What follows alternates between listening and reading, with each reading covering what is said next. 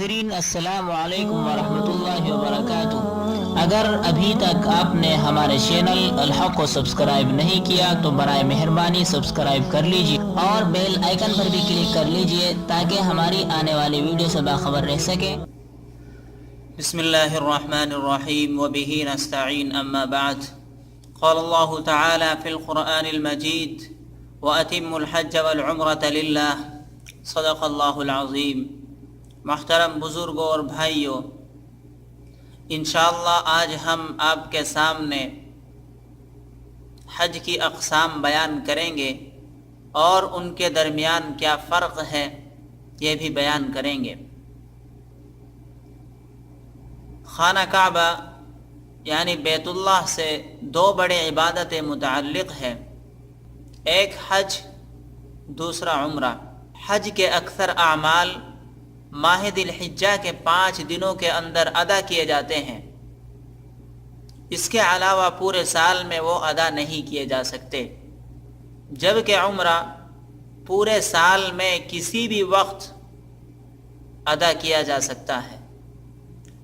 عمرے کے افعال یہ ہیں کہ میقات یا میقات سے پہلے احرام باندھنا، دوسرا خانہ کعبہ کا طواف کرنا، تیسرا سعی بین الصفا والمروہ کرنا۔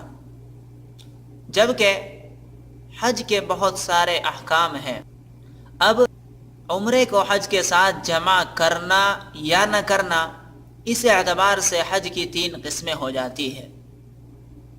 پہلی قسم حج افراد ہے، دوسری قسم حج قران ہے اور تیسری قسم حج تمتع ہے۔ حج افراد میقات یا میقات سے پہلے صرف حج کا احرام باندھنا اور صرف حج کی نیت کرنا۔ حج قران میقات یا میقات سے پہلے حج اور عمرہ دونوں کا ایک ساتھ احرام باندھنا اور دونوں کی ایک ساتھ نیت کرنا۔ حج تمتع میقات یا میقات سے پہلے صرف عمرے کا احرام باندھنا اور خانہ کعبہ پہنچ کر عمرے کی ادائیگی سے فارغ ہو کر احرام کھول دینا اور پھر 8 ذی الحجہ کو حج کا احرام باندھنا۔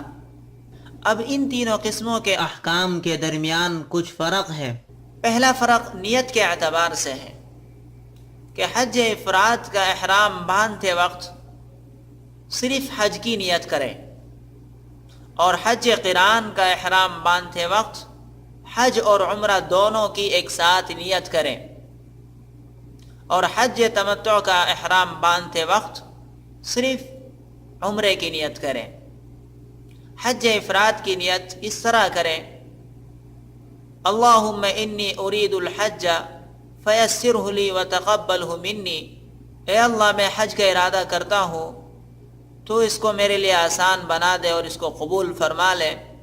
اور حج قران کی نیت اس طرح کرے: اللہم انی ارید الحج والعمرہ فیسرہما لی وتقبلہما منی، اے اللہ میں حج اور عمرہ دونوں کا ایک ساتھ ارادہ کرتا ہوں، آپ میرے لیے ان کو آسان فرما دے اور قبول فرما لے۔